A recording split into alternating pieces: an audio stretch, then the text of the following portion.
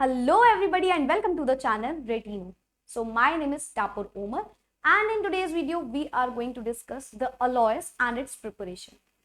So firstly, what is an alloy? तो पहले बात करते हैं, फिर स्लाइड को रीड करेंगे बाद में. पहले बताते हैं अलॉय होता क्या है. अलॉय एक मिक्सचर होता है दो या दो से ज्यादा मेटल्स का, ठीक है, या नॉन मेटल्स का भी हो सकता है. बेसिकली अलॉय क्यों होता है और क्या फायदा होता है इसका, क्यों अलॉय की जरूरत पड़ती है हमको. तो देखो, मान लीजिए हमको कोई एयरक्राफ्ट में कोई पार्ट्स लगाने हैं. अब हमको पता है एयरक्राफ्ट में जो पार्ट्स लगते हैं वो लाइट वेटेड होने चाहिए, है ना, बहुत ज्यादा यू कैन से हैवी नहीं होने चाहिए. तो लाइट वेटेड होने की वजह से हम कहेंगे कि कोई ऐसा मेटल लाओ जो लाइट वेट हो. तो फॉर एन एग्जाम्पल आपने बोला हमको एल्यूमिनियम लाइट वेट होता है, एल्यूमिनियम, हमको एल्यूमिनियम लगा सकते हैं. लेकिन लाइट वेट की जरूरत तो है, no no issue in that, but light weighted के साथ साथ क्या उसको स्ट्रॉन्ग भी होना चाहिए, क्या उसमें ऐसी प्रॉपर्टी होनी चाहिए जो जल्दी खराब ना हो, जल्दी टूटे ना, या जल्दी आप कह सकते हो कोई नुकसान ना हो हमको. बिल्कुल, एयरक्राफ्ट में यूज कर रहे हैं, कोई ऐसी चीज तो लगा नहीं देंगे. तो उस टाइम पे हम मेटल नहीं यूज करेंगे. एल्यूमिनियम जैसे हमने बोला, तो एल्यूमिनियम मेटल नहीं यूज किया जाएगा. Even it is light weighted, it is a good metal, but still we will not use that aluminium. Pure form में नहीं यूज करेंगे, हम उसका अलॉय यूज कर लेंगे. उसको किसी में मिक्स करके उसकी प्रॉपर्टी को बिल्डअप करके फिर उसको यूज करेंगे. जनरली जो हमारे मेटल्स होते हैं वो स्ट्रॉन्ग होते हैं, सबको पता है, जल्दी टूटते नहीं है, उनमें फोर्स अच्छा बनाते हैं, रिएक्टिव होते हैं, सब कुछ होता है. But when we talk about the aircrafts, the body parts of the buses, of the not only buses, cars, इसको हम और ज्यादा प्रोटेक्टेड बनाने की कोशिश करते हैं, राइट. ये थोड़ा सा प्रोटेक्शन में काम नहीं चलेगा, इसको बहुत ज्यादा प्रोटेक्टेड बनाना है. तो इसके लिए हम एक मेटल, जब एक मेटल स्ट्रांग होता है तो दो मेटल डाल दो उसमें और स्ट्रांग हो जाएगा. तो हम स्ट्रॉन्गेस्ट मिक्सचर लेके लगाएंगे, एक नॉर्मल मिक्सचर नहीं यूज करेंगे. क्लियर. अगर हम कोई छोटा मोटा मिक्सचर लगा दे रहे हैं, कोई भी ऐसा चीज यूज कर ले रहे हैं जो बाद में हार्मफुल होगा, तो is it correct? No, it is absolutely not correct, right. Reason being हमको प्रोटेक्शन भी ज्यादा चाहिए. This is the main, you can say the demand, right. ये मेन डिमांड हो सकती है कि प्रोटेक्शन ज्यादा हो, क्योंकि इसको किसी ऐसी जगह पे यूज करना है जहां पे कई ज्यादा लोग भी हैं, या सिर्फ not only planes aircraft, but also बहुत ऐसी जगह पे जहां पे यूज होता है जहां पे स्ट्रॉन्गेस्ट चीजों की जरूरत है, जिसमें कई ज्यादा खतरे होने के चांसेस बढ़ जाते हैं. वहां पे हम इस जगह पे एलॉय यूज करते हैं, ना कि सिर्फ मेटल. सिर्फ मेटल वहां पे इतना काम का नहीं होता या इतना काम नहीं कर सकता. तो हम मेटल की जगह क्या यूज कर लेंगे? Alloy of metal. ठीक है. So what is an alloys? जैसे कि आप यहाँ पे एक इमेज लगी हुई है, इसमें भी आप देख सकते हो, जैसे लिखा है bronze, metal sludge, steel, copper, aluminium, cast iron, brass. तो ये सब अलॉयज यूज करेंगे हम इनके. जनरल मेटल में, मेटल भी स्ट्रॉन्ग होते हैं, मेटल भी अच्छे होते हैं, but we use its alloy. Clear. So the homogeneous mixture of two or more metals or a metal and a non-metal is called an alloy. एक homogeneous mixture. What do you understand by homogeneous? What do you understand by homogeneous? चलो mixture भी लिख दिया है. तो homogeneous mixture क्या होता है? homogeneous mixture वो mixture होता है जिसमें कोई भी दो चीजें पूरी तरीके से completely मिल जाए, dissolve हो जाए. That cannot be separated easily, you can say. Cannot be separated easily. For an example, मैं बोलूं कि sugar solution, right? If I'll ask you sugar solution, or you can say a salt solution, तो वो क्या है? वो एक homogeneous mixture. मान लो आपने चीनी को पानी में डाला, उसको मिक्स कर दिया, स्टिर कर दिया, पूरी तरीके से मिक्स कर दिया.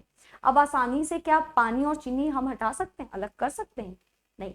It can not be separated that easy. अब उसको सेपरेट करना मुश्किल हो गया. तो कोई ऐसा मिक्सचर जिसको अलग करना मुश्किल होता है, उसको हम बोलते हैं होमोजेनस मिक्सचर. क्लियर. जैसे मैंने आपको एग्जांपल दिया, सॉल्ट वाटर आप ले लो, शुगर सोल्यूशन ले लो. इसका अगर ये मिक्सचर सेपरेट करना आसान नहीं हो, सॉरी आसान हो जाए, मतलब इसी को हम बोले कि कोई ऐसी चीज है जैसे सैंड और वाटर है, वो एक दूसरे में मिक्स नहीं होंगे जल्दी, तो उसको आप सेपरेट कर सकते हैं ना? बिल्कुल कर सकते हैं. तो वो कैसा मिक्सचर कहलाएगा? Heterogeneous mixture. एक होता है होमोजेनस मिक्सचर, एक होता है हेट्रोजेनस मिक्सचर। होमोजेनस मिक्सचर वो मिक्सचर होता है that can not be separated by easy means, और you can say that can not be separated easily generally by filtration. नहीं, इजीली फिल्टर नहीं कर सकते हम इसको। लेकिन अगर हम इसकी जगह कोई ऐसा मिक्सचर ले लें जो जल्दी से इजीली सेपरेट हो जाएगा, वो हमारा हेट्रोजेनस कहलाता है। अलॉय होमोजेनस मिक्सचर क्यों है? अरे बहुत सिंपल सी बात है, अगर हम दो मेटल्स मान लो ऐड कर रहे हैं तो हम क्यों चाहेंगे वो मेटल आसानी से अलग भी हो जाए? बिल्कुल भी नहीं चाहेंगे। हम जो मिक्सचर लेंगे वो बड़ा स्ट्रॉन्ग मिक्सचर होगा, हमारा मेटल्स का बहुत स्ट्रॉन्ग मिक्सचर होगा, तभी तो हम उसको यूज करेंगे, वरना हम अच्छी जगह पे उसको यूज ही क्यों करेंगे। या नॉन मेटल्स का भी हो सकता है, it could be a mixture. So basically चलो मैं फिर से एक्सप्लेन करती हूँ। होमोजेनस मिक्सचर ऑफ टू और मोर मेटल्स, या तो दो या दो से ज्यादा मेटल का एक होमोजेनस इक्वल क्वांटिटी में मिक्स हो जाने वाला मिक्सचर होगा, या फिर और a metal and a non metal, metal और नॉन मेटल का भी हो सकता है। ठीक है, उसको आप बोलते हो अलॉय। जैसे कि एग्जांपल देखो क्या है, for example brass is an alloy of copper and zinc. यहाँ पे हमने लिखा हुआ है ब्रास। ब्रास, ब्रास किससे मिलेगा, मिलके बनेगा? तो ब्रास कोई मेटल नहीं होता, ब्रास एक अलॉय होता है जो किससे मिलके बना होता है? जिंक, जिंक और कॉपर से। तो ये हो गया ब्रास, है ना। ब्रास की कई सारी चीजें आपने यूज करते हैं हम लोग डेकोरेटिव वगैरह में, लेकिन ब्रास जो है एक बहुत ज्यादा स्ट्रॉन्ग, ब्रॉन्ज नहीं, brass, bronze is something that is used in the decoratives. Brass जो होता है वो एक अलॉय हो गया। किसका अलॉय हो गया? जिंक और कॉपर का। अब सोचो कॉपर और जिंक सेपरेटली बहुत ज्यादा स्ट्रॉन्ग थे, अब इन दोनों का मिक्सचर ले लिया तो इट बिकम्स स्ट्रॉन्गर, बहुत ज्यादा स्ट्रॉन्ग हो गया अभी। तो इस तरीके से हम मेटल को स्ट्रॉन्ग की जगह स्ट्रॉन्गेस्ट फॉर्म में ले जाते हैं, जिससे क्या होता है उसकी लाइफ भी बढ़ जाती है। देखो लाइफ भी बढ़ गई, मतलब अगर वो मेटल 5 साल मान लो चल रहा है, वो 10 साल चल लेगा, क्योंकि हमने उसमें मेटल का अलॉय यूज कर दिया। And when you use alloy, it enhance the property, it increases the strength of a metal. Remember this, alloy always increases the strength of a metal. किसी भी मेटल की स्ट्रेंथ को बहुत ज्यादा increase कर देते हैं। क्लियर? सिमिलरली अगर आप स्टील की बात, हाँ स्टील आपने कई बार सुना होगा, स्टील की चीजें यूज हो रही हैं। स्टील क्या होता है? स्टील एक मिक्सचर होता है आयरन और कार्बन का। तो when iron and carbon combines they form steel. अगर हम सिर्फ आयरन को यूज करते हैं तो that is quite, you can से करोजन लग जाता है, कई सारी प्रॉब्लम होती है आयरन में, राइट। तो हम आयरन को केवल यूज नहीं करते, हम क्या करते हैं? आयरन के साथ यूज कर लेते हैं कार्बन का। अब आयरन और कार्बन अगर मिक्स हो जाए तो ये एक अलॉय बना लेंगे, जिसको हम बोलते हैं which is well known as steel. Steel की प्लेट्स, स्टील की कई सारी चीजें यूज होती हैं। क्यों? क्योंकि स्टील जो है वो बेटर है as compared to normal iron. तो आयरन को हम मिक्स कर देंगे कार्बन के साथ तो वो बन जाएगा हमारा स्टील। क्लियर ये चीज? तो ये हमारा ब्रास, ये हमारा स्टील। ठीक है, जैसे कास्ट आयरन आपने सुना होगा, cast iron is also mixture. Cast iron भी मिक्सचर होता है आयरन का, जो कि बहुत अच्छा आयरन बन जाता है, राइट, उस टाइम पे। तो ये हो गया हमारे alloys. You can take the screenshot also if you want. It will be just the introduction of alloys. Alloys के बारे में कई सारी चीजें और भी जानोगे आप। प्रॉपर्टीज ऑफ अलॉयज, अलॉयज किस किस तरीके से होते हैं, कौन से अलॉयज मिलके क्या बनाते हैं, ठीक है। तो सेपरेट वीडियोस में आपको मिलता जाएगा, ज्यादा लेंथी वीडियो नहीं करेंगे, अदरवाइज पढ़ने में वो मजा नहीं आती। सो कुछ अलॉयज किस किस तरीके से अलॉय होते हैं अभी वो भी आपको नेक्स्ट वीडियो में मिलेंगे। इसके बाद तो हम प्रॉपर्टी पढ़ेंगे, बट उसके नेक्स्ट वीडियो में आपको बताऊंगी किस किस टाइप के अलॉयज होते हैं, ठीक है। सो छोटे छोटे वीडियोज में वो हम लोग उसको तोड़ते जाएंगे। अगर हम बात करते हैं प्रिपरेशन की कि अलॉय बनता कैसे है, so it is not that much easy, but a kind of, कोई ऐसा नहीं कि आपको बहुत सारा इक्वेशंस पढ़नी पड़े, नहीं। इसकी प्रिपरेशन जो होती है वो बहुत ज्यादा यू कैन से पढ़ाई के बेसिस पे, आपको आप कहते हो ना कि रट्टूत होता है या लिखना या समझना, उसके बेसिस पे आपके लिए टफ नहीं लगेगा। करना तो मुश्किल है ना, मतलब मेल्ट करना बहुत हाई टेम्परेचर पे, फिर कहाँ ना प्रोसेस इसका टफ होता है। बट अगर आप पढ़ने के हिसाब से सोचो कि क्या हमको इक्वेशन 10-15 करनी पड़ेंगी, तो ऐसा नहीं होता। Clear? So what is the preparation of alloy? So alloys are commonly prepared by melting the desired metals in a proper proportion. हम कोई भी दो मेटल, जैसे अभी हमने एक एग्जांपल लिया ब्रास का, राइट। ब्रास किससे मिलके बना है? कॉपर और आयरन से, है ना। यहाँ पे हमने ब्रास का एग्जांपल और भी ले सकते थे आप, कॉपर और जिंक, सॉरी कॉपर और आयरन नहीं, कॉपर और zinc, extremely sorry for that, right.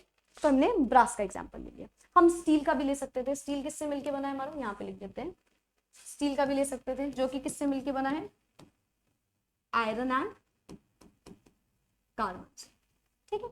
तो हमने इन दो मेटल्स को लिया, हमने मान लो ब्रास बनाना है तो हमने इसको ले लिया, हमने कॉपर को ले लिया, जिंक को ले लिया, दोनों को क्या कर दिया, मेल्ट कर दिया एट डेफिनेट प्रपोर्शन।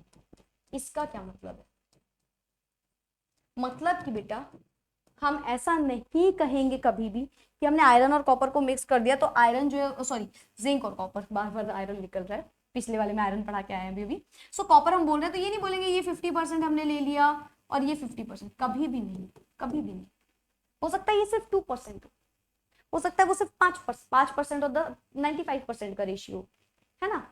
तो ये जो मिक्सचर है ये कभी भी ऐसा नहीं बोलते कि 50-50% ले रहे हैं या एक को कुछ बहुत ही ज्यादा कम कर दो या कुछ भी, एक डेफिनेट प्रोपोर्शन में लिया जाता है जिसकी रिक्वायरमेंट होती है। गॉट माय पॉइंट, जितनी रिक्वायरमेंट उतना मेटल हमने मेल्ट किया उसके अकॉर्डिंग। हमें प्रॉपर्टी इनहांस करनी है, जबरदस्ती खत्म नहीं कर देना ज्यादा करके, क्लियर, ज्यादा कुछ वेस्ट थोड़ी करेंगे। तो ये जैसे हम यहाँ पे ले रहे हैं तो ये 50-50% नहीं होता है, कभी भी नहीं होता। हम ये मैंडेटरी नहीं कर सकते कि 50-50% लेना है। सेम विद दिस, हम ऐसा नहीं बोल सकते आप इसको 50% लो और इसको भी 50% लो, नो दिस इज रॉन्ग, जबरदस्ती नहीं कर सकते ये चीज। रिक्वायरमेंट के अकॉर्डिंग, हमेशा रिक्वायरमेंट के अकॉर्डिंग कि जब ये दोनों मिक्स करेंगे तो किस प्रपोर्शन में, जैसे स्टील है, स्ट्रॉन्गेस्ट स्टील थोड़ी कर देना एकदम, मतलब होना है जितना उसकी प्रॉपर्टी है उतनी कर देंगे, राइट। तो इस तरीके से ये चीज होती है। सो अलॉयज को हम प्रिपेयर करते हैं बाय मेल्टिंग, मेल्ट करते हैं डिजायर्ड मेटल, जो भी मेटल होता है उसको इन अ प्रॉपर और फिक्स्ड प्रपोर्शन, प्रॉपर और फिक्स्ड प्रपोर्शन लेते हैं, जबरदस्ती का नहीं ले लेते, ठीक है। The melt is allowed to cool and solidify. अब जब ये मेल्ट कर देंगे उसके बाद जब इसको कूल करके सॉलिडिफाई वाली प्रॉपर्टी आएगी इसकी, है ना। मेल्टिंग पॉइंट पे कर दिया, पहले इसको हमने मेल्ट कर दिया, फिर हम इसको कूल करने के बाद सॉलिडिफाई कर देंगे तो ये स्ट्रॉन्ग हो जाएगा। मेल्ट किया, कूल करके सॉलिडिफाई कर दिया, ये क्या हो जाएगा, ये स्ट्रॉन्गर हो जाएगा, it become stronger, clear. So the solid substance form is called an alloy. उस टाइम पे ये जो एक सॉलिड का सब्सटेंस बन के आएगा इसी को हम बोलेंगे अलॉय। क्या अलॉय सबको समझ में आ गया क्या होता है।